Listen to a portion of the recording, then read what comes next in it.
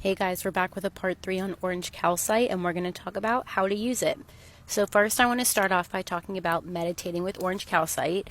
Grab a piece and place it on your third eye or your forehead, and it will help strengthen your ability to control and direct your energy.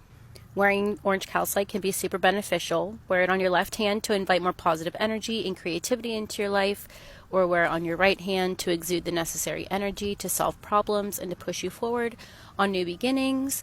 And remember that wearing crystals really helps its energy to penetrate us and provides a closer connection with the crystal. In your home, you can place a piece of Orange Calcite to uplift the energy and mood in your space. It's also especially useful in spaces where you want like a little bit more warmth and joy.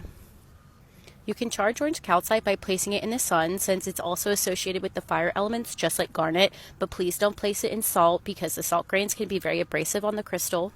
An affirmation you can do is hold a piece in your non-dominant hand and repeat out loud, "I have great ideas that are creative and I easily bring them into reality."